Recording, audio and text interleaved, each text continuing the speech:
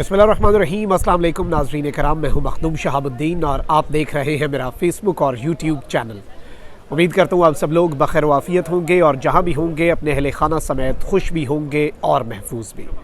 नाज़रीन कराम, इस वक्त मैच जो है वो फंसा हुआ है और आइंदा जो चंद घंटे हैं, क्योंकि बात अब दिनों से घंटों पर आ चुकी है, आइंदा चंद घंटे बहुत ज़्यादा अहमियत के हामिल हो चुके हैं। इस सब के अंदर जो बड़ी मुलाकात जुम्मे के दिन, जुम्मे से पहले ऐवान सदर के 4th फ्लोर पर हुई, जिसमें 3 बड़े यानी कि commander in chief of the arm forces रियासत का सरबरा और इसके साथ ही साथ पाकिस्तान की फ़ौज का सरबरा और पाकिस्तान की प्रीमियम इंटेलिजेंस एजेंसी का सरबरा, ये 3 बड़े जो बैठे और मुलाकात हुई। अलबत्ता इस मुलाकात की टाइमिंग और इस हवाले से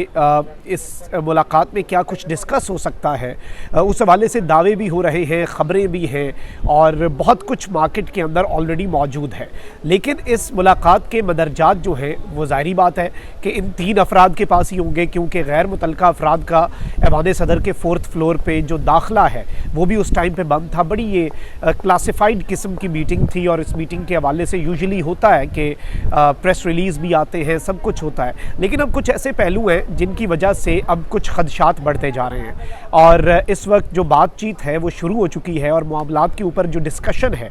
वो अब एक नया टर्न ले चुकी है, क्योंकि सदर मुमलिकत डॉक्टर आरिफ अलवी जो हैं उनकी तरफ से जो ताकतवर हल्के हैं उनके छक्के छुड़ाए जाने की इतलात और फारिग कौन होगा और ये आसाब की जंग है या असल मामला क्या है, और इस सब के अंदर बहरान जो है वो विदाउट डाउट एक चीज़ बड़ी वाज़ेह है और अनफॉर्चुनेट है कि बहरान संगीन से संगीन तर होता जा रहा है। इसके अलावा और कोई ऑप्शन नज़र आ नहीं रहा। तो ये सारी चीज़ें एक एक करके डिस्कस कर लेते हैं ताकि पिक्चर भी क्लियर हो जाए। और अब जो खदशात हैं, जो डरे हुए हैं लोग और जो तर्जुमान हैं शायद नून लीग के या फिर नून लीग की वजह से वो ताकतवरों के भी खुद साख्ता तर्जुमान हैं, वो इस वक्त किन खदशात का इजहार कर रहे हैं कि सदर मुमलिकत क्या कुछ कर सकते हैं इस हवाले से, और इसके साथ ही साथ जो ताकतवरों के कासिद समझे जाते हैं उनका इस सब के ऊपर क्या कहना है, ये सब कुछ डिस्कस करते हैं। अगर अभी तक आपने वीडियो को लाइक नहीं किया तो लाइक भी ज़रूर कर लें, और जिन लोगों ने सब्सक्राइब नहीं किया, हमारा टारगेट है 1.5 मिलियन सब्सक्राइबर्स का, तो सब्सक्राइब ज़रूर कर लें ताकि हम जल्द अज जल्द अपने टारगेट को अचीव कर सकें आपकी मदद से। अच्छा, अब नाज़रीन कराम ज़रा चीज़ों को एनालाइज़ करना शुरू करते हैं और ज़रा आप देखें कि इस वक्त सदर मुमलिकत डॉक्टर आरिफ अलवी का पहले तो किरदार और उनका पिछले कुछ दिनों के अंदर जो किरदार है वो भी समझना इस वक्त बहुत ज़्यादा ज़रूरी हो चुका है। नाज़रीन कराम, जब से इमरान खान साहब की हुकूमत गई है और बल्कि उससे पहले ही उस दिन से लेकर आज के दिन तक सदर मुमलिकत डॉक्टर आरिफ अलवी का जो किरदार है वो बड़ा अहम रहा है। और इसके अंदर अगर मैं इसे ओवरऑल ऑब्ज़र्व करूँ तो इसमें बहुत ज़्यादा ना, इसे आप कह सकते हैं एक रोलर कोस्टर राइड। कभी सदर मुमलिकत आरिफ अलवी साहब जो है वो खुलकर खेलते हैं, जारहाना इनिंग्स खेलते हैं, और कभी सदर मुमलिकत जो है वो बड़ी मोहतात इनिंग्स खेलते हैं, और बीच में कुछ अरसे के लिए सदर मुमलिकत जो है वो खुल के अपना जो सब कुछ उन्होंने करना होता है वो करते हैं। लेकिन बीच में हमने ये देखा रिसेंटली, अच्छा सबसे पहले तो इम्पॉर्टेंट चीज़ ये है कि पंजाब और खैबर पख्तूनख्वा की जब असम्बलीज़ डिसॉल्व हुई उसके बाद सदर मुमलिकत का किरदार जारहाना दबंग इनिंग्स, खुल के खेला, आइन के मुताबिक चलने की कोशिश की, और उस सब के अंदर obviously supreme court of Pakistan ने भी कहा कि सदर ने आइन के मुताबिक अपना काम किया है, लेकिन उस पर अमल दरामद हुआ या नहीं हुआ वो तो एक अलग कहानी है। हमारे मुल्क में आइन और कानून या फिर कोर्ट्स या फिर जुडिशल ऑर्डर्स या फिर सुप्रीम कोर्ट या हाई कोर्ट के ऑर्डर्स मैटर नहीं करते, स्क्रिप्ट्स मैटर करते हैं। स्क्रिप्ट्स के अंदर कोई तब्दीली नहीं होनी चाहिए। That is a very different story, उसमें हम नहीं जाते। लेकिन सदर मुमलिकत बीच में गुज़श्ता कुछ अरसे से, अगर हम पिछले 3-4 हफ्तों को एक्सक्लूड कर दें इस इक्वेशन से, तो सदर मुमलिकत आरिफ अलवी साहब जो हैं वो पिछला कुछ अरसा जो है वो बड़े आप कह लें कि मैं उस टर्म उसे कह सकता हूँ कि बड़ा होम्योपैथिक सी अप्रोच जो है, और बड़ी आप कह लें कि खान साहब को भी ठीक है बस ओकेश किस्म का रवैया, और ताकतवरों को भी बस गुजारा चलाने वाला, जिसे आप कहते हैं ना डंग टपाओ पॉलिसी, कि बस जी दिन गुजारें, बस ठीक है आराम से चीज़ें लेके चलेंगे। और बहुत सी चीज़ों के ऊपर सदर मुमलिकत आरिफ अलवी साहब स्टैंड ले सकते थे, उन्होंने नहीं लिया। बहुत से सरप्राइजेज़ भी उनकी तरफ से आए, स्पेशली जो रिव्यू ऑफ जजमेंट एक्ट था उसे खामोशी से सदर मुमलिकत ने साइन कर दिए, और सुप्रीम कोर्ट को भी वो सरप्राइज़ मिला, केसेस की समाअत रुकी, और ये सब कुछ भी पिछले दिनों में हमने देखा है। और इम्पोर्टेड सरकार जो गई है उसके आखिरी अय्याम में भी, अब जब से निगरान हुकूमत आई है, सदर मुमलिकत का जो किरदार, या फिर आप ये कह लें कि जब से इमरान खान साहब अरेस्ट हुए हैं उसके बाद बाद से सदर मुमलिकत ने दो चीज़ें की हैं। एक तो जो ऑफिशियल सीक्रेट एक्ट और आर्मी एक्ट वाला मामला है उसके ऊपर आरिफ अलवी साहब जो है वो खुलकर खेले हैं। उन्होंने पब्लिकली आकर मामला जो है वो आवाम के सामने रखा और ऑफिशियल सीक्रेट एक्ट और आर्मी एक्ट जो है इनमें तरामीम जो है उन पर बहुत बड़े बड़े सवालिया निशान ऑलरेडी लग चुके हैं। इसके साथ ही साथ 90 दिन में इंतखाबात के मामले पर भी आरिफ अलवी साहब अभी तक एक प्रिंसिपल स्टैंड लिए हुए हैं और ये भी तलात थी और ये एक रिपोर्ट किया गया कि DGISI से सदर मुमलिकत की एक मुलाकात हुई और उस मुलाकात के फ़ौरी बाद सदर मुमलिकत ने चीफ़ इलेक्शन कमिश्नर को ख़त लिख दिया, जिसका मतलब ये था कि DGISI के साथ सदर मुमलिकत की होने वाली जो मुलाकात है वो आप कह लें कि कोई ज़्यादा प्रोडक्टिव नहीं रही और उस सब के अंदर सदर मुमलिकत को इलेक्शन कमीशन ने झंडी करा दी। फिर सदर ने वजारत कानून को ख़त लिखा, उसमें भी वजारत कानून ने लगभग वही मौक़िफ़ अपनाया जो इलेक्शन कमीशन का, लेकिन सदर मुमलिकत अपनी मुशावरत मुकम्मल कर चुके हैं। रिटायर्ड जज लीगल एडवाइज़र हैं उनसे भी, और उन्हें यही कहा गया कि देखिए जी इलेक्शन एक्ट बिल्कुल कहता है, उसमें तरमीम बिल्कुल ये कहती है कि तारीख़ इलेक्शन कमीशन ने खुद देनी है, लेकिन आइन कहता है कि सदर मुमलिकत ने देनी है, आप तारीख़ दे दें। अब आइंदा आने वाले दिनों के अंदर दो तारीख़ें आ सकती हैं, क्योंकि अब इलेक्शन कमीशन भी पहले तारीख नहीं देना था, लेकिन अब इलेक्शन कमीशन भी तारीख देना चाह रहा है और इलेक्शन कमीशन बड़ा एहसान कर रहा है। वो कह रहा है कि हम हल्का बंदियाँ भी जल्दी कर लेंगे और फरवरी के अंदर नहीं बल्कि हम 28 जनवरी 25, 26, 27, 28 तक जनवरी तक हम इंतखाबात की तारीख और इंतखाबी शेड्यूल जो है वो भी दे देंगे। और इससे ताकतवरों ने एक चीज़ वाज़े की है और ताकतवरों ने एक मैसेज कम्युनिकेट किया है गालिबन इलेक्शन कमीशन के इस इक़दाम से भी, और सदर मुमलिकत को भी गालिबन ये बात कम्युनिकेट हुई होगी कि अब वो भी इलेक्शन ही चाहते हैं, यानी वो भी हम चाहते हैं कि बस नई हुकूमत आए और निगरान हुकूमत जो है उसने आके जो तब्दीली लानी थी, या फिर वो जो एक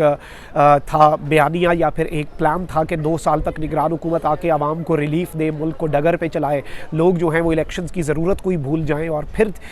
मुंतखब नुमाइंदों तक चीज़ें जाएं। वो सर मुंडवाते ओले पड़े निगरान हुकूमत को, अपने लाले पड़े हुए हैं, वो बेचारे अब अपनी परेशानी में हैं, अपनी टेंशन में हैं। लेकिन अब आइंदा आने वाले दिनों के अंदर सदर की तरफ से भी डेट आ सकती है। अभी तक वैसे आ जानी थी, लेकिन जुम्मे की ये जो मुलाकात है शायद इसने कोई अहम रोल प्ले किया है। अब दूसरी चीज़ ये भी है कि सदर मुमलिकत डॉक्टर आरिफ अलवी जो है क्या वो इस्तीफ़ा दे के घर जाएंगे, क्योंकि ऑटोमेटिकली वो घर नहीं जा सकते। उनकी मुद्दत मुलाजमत 8 तारीख तक है। अब मैं इन्हें दिन नहीं कहूँगा कि 4-5 दिन रह गए, मैं इन्हें घंटे कहूँगा। एक एक घंटा जो है वो अहम है और एक एक घंटे के अंदर फूंक फूंक कर कदम रखना है और सदर मुमलिकत एक बहुत बड़ा आप कह सकते हैं कि इम्पैक्ट डाल सकते हैं। लेकिन सदर अगर इस्तीफ़ा नहीं देते और इस्तीफ़ा देकर घर नहीं जाते, फिर वो जब तक इंतखाबात और अगला इलेक्टोरल कॉलेज पूरा नहीं होता सदर के इंतखाब के लिए, सदर मुमलिकत अपने ओहदे पर रहेंगे। अगर वो इस्तीफ़ा दे देते हैं तो सादिक संजरानी साहब आ जाएंगे, क्योंकि इस वक्त इलेक्टोरल कॉलेज तो है नहीं कि वो सदर को मुंतखब कर सके। तो अब एक चीज़ ये भी है, अब इसमें एक थ्योरी ये भी है कि सदर मुमलिकत से अब और कुछ साफ़ी जो है वो ये नैरेटिव बना रहे हैं कि सदर मुमलिकत से इस्तीफ़ा जो है वो साइन करवा लिया गया और सदर मुमलिकत को ये कम्युनिकेट कर दिया गया कि आपने घर ही जाना है, उसके अलावा आपके पास कोई हल नहीं है, आपको अब मज़ीद टॉलरेट इस ऑफिस के अंदर नहीं किया जा सकता। लेकिन ऑब्वियसली उसमें बहुत से सवालात हैं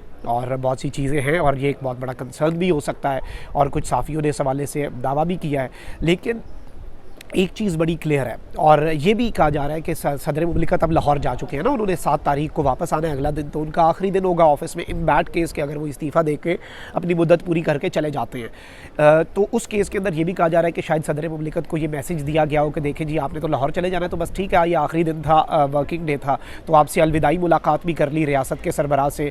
टॉप अहदेदारान ने। लेकिन अगर ये अलविदाई मुलाकात होती या फेयरवेल मीटिंग होती तो फिर इसका एक ऑफिशियल जो प्रेस रिलीज़ नॉर्मली हर तरह की फेयरवेल मीटिंग्स इस तरह की जो होती है कर्टेसी कॉल्स होती है वो नॉर्मल होती है, वो एक्स्ट्रा ऑर्डिनरी नहीं होती, वो छुपाई नहीं जाती। तो ज़ाहिर बात है उससे भी कुछ क्वेश्चंस जो हैं वो रेज़ हुए हैं। लेकिन अब जो नून लीग से वाबस्ता करीबी साफ़ी हैं, और वैसे अच्छा एक चीज़ ये है कि बहुत से लोगों का भी ये मानना है और ताकतवरों के करीब समझे जाने वाले भी कुछ साफ़ी इस बात को कम्युनिकेट कर रहे हैं कि उन्हें नहीं लगता कि सदर मुमलिकत आरिफ अलवी साहब जो है वो 8 तारीख को घर चले जाएंगे। और सदर जो है वो अभी तक अपना जो एक सरप्राइज़ है वो अपने पत्ते जो है वो अपने सीने से लगा के रखे हुए हैं। और आप ये भी देख लें कि इलेक्शन एक्ट और ऑफिशियल सीक्रेट एक्ट के ऊपर भी अगर तरामीम के ऊपर सुप्रीम कोर्ट में केस जाता है तो वो भी सदर मुमलिकत आरिफ अलवी से पूछेंगे। वो उनके हाथ में एक हथियार है, इलेक्शन की तारीख का एक हथियार है। अगर इलेक्शन कमीशन भी डेट दे देता है और सदर मुमलिकत भी दे देता है, फिर दोबारा ये केस जो है ये अदालत में जाएगा। चीफ जस्टिस उमर अता बंदयाल उस वक्त तक ना भी हुए फैसले तक, तो जस्टिस काजी फाइज़ ईसा के सामने भी बहुत बड़ा सवाल होगा कि वो क्या प्रेसिडेंट सेट करते हैं। और सदर अगर ये डेट दे देते हैं तो जस्टिस काजी फाइज़ ईसा के ऊपर प्रेशर सबसे ज़्यादा बढ़ेगा कि क्या वो ये जुडिशल ऑर्डर से ये बात साबित कर देंगे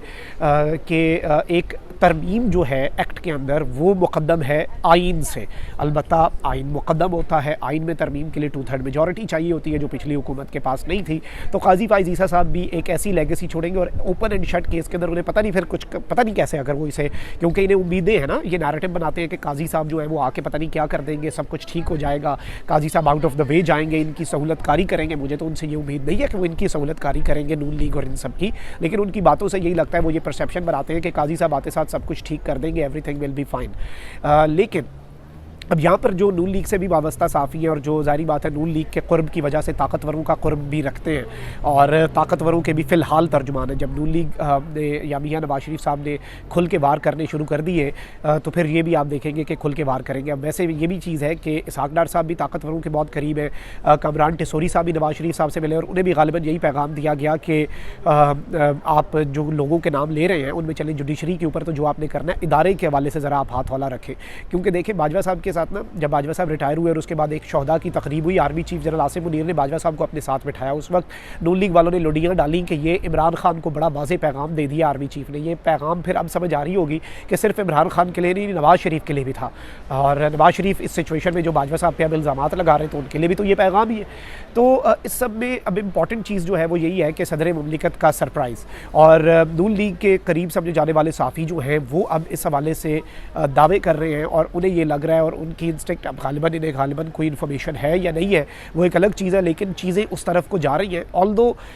होगा क्या ये आने वाले दिन बता देंगे और इससे ये भी वाज़ेह हो जाएगा कि मीटिंग में क्या हुआ, मीटिंग में क्या बातें डिस्कस हुई। और मीटिंग में ऑल्दो एक चीज़ बड़ी क्लियर है, इस मीटिंग के मदरजात जो हैं वो किसी को नहीं पता, इन 3 अफराद के अलावा। या फिर हो सकता है कि टॉप के आप कह लें पाकिस्तान के अंदर 10-11 लोग होंगे जिन्हें पता होगा कि इस मीटिंग में क्या बातें हुई, लेकिन एक चीज़ बड़ी वाज़ेह और बड़ी क्लियर है और इस हवाले से कुछ जगहों से तस्दीक आई है कि इस मीटिंग में वही चीज़ें डिस्कस हुई हैं जो इस वक्त हालात चल रहे हैं। ऑब्वियसली उन्होंने टाइम तो ज़ाया करना नहीं है कि ऑल द वे वो जाएँ वाले सदर में और इतनी क्लासिफाइड मीटिंग और उसमें वो बातें ना हो जो हो रही हैं। तो सदर के पास अभी भी बहुत से ऑप्शंस हैं और कहा यह जा रहा है कि सदर मुमलिकत ताकतवरों को सरप्राइज़ दे सकते हैं और बहुत से लोग जो हैं सदर मुमलिकत उनके छक्के भी छुड़ा सकते हैं। और ये जो छक्के छुड़ाए जाएंगे ये एक बहुत बड़े मूव के तौर पर चीज़ आएगी और ये जो मूव होगा ये आइंदा आने वाले दिनों के अंदर मज़ीद क्लियर होता जाएगा, ये मामलात जो है ये वाज़ेह होते जाएंगे और इससे बहुत से लोग जो है वो हैरान भी होंगे। लेकिन इमरान खान साहब जो है उनके लिए इस सब के अंदर सिचुएशन किधर को जाएगी। ताकतवर जो है वो ऑलरेडी पीपल्स पार्टी के साथ नंबर दाजमा हो चुके हैं, पीपल्स पार्टी उन्हें टफ टाइम दे रही है। पीपल्स पार्टी ने कह दिया है कि आपके लिए चीज़ें आसान नहीं होगी, आपसे फिर चीज़ें मैनेज नहीं हो सकेंगी। खुर्शीद शाह साहब ने तड़ी लगा दी हुई है। नून लीग को भी ये मैसेज कम्युनिकेट कर दिया गया है कि, और मैंने वैसे ये खबर दी थी कि नवाज शरीफ साहब जो है वो एंटी एस्टैब्लिशमेंट जाएंगे, लेकिन एस्टैब्लिशमेंट ये बर्दाश्त नहीं करेगी। इतने सेंसिटिव टाइम पर अगर एक ही जमात पीछे रह जाए, वो भी एंटी एस्टैब्लिशमेंट हो जाए, फिर तो भाई उन्हें क्या वो ये इजाज़त नहीं देंगे उन्हें। और वो मैसेज नवाज शरीफ साहब को भी कम्युनिकेट कर दिया गया। खान साहब का ऑलरेडी मौक़िफ़ और बयानियाँ आपके सामने है, पब्लिक की जो एक पॉपुलर ओपिनियन है वो भी आपके सामने है। इस सब के अंदर सदर मुमलिकत और चीफ जस्टिस उमर अता बंदियाल से अभी भी सरप्राइजेज़ एक्सपेक्ट किए जा रहे हैं। और एक चीज़ वाज़ेह है कि इन मुलाकातों से अभी तक ये कन्फर्म नहीं हो पाया कि वो मैनेज हुए हैं और इसीलिए वो जो एक तलवार है वो अभी भी लटक रही है। अपना बहुत ख्याल रखें। अल्लाह निगहबान। पाकिस्तान जिंदाबाद।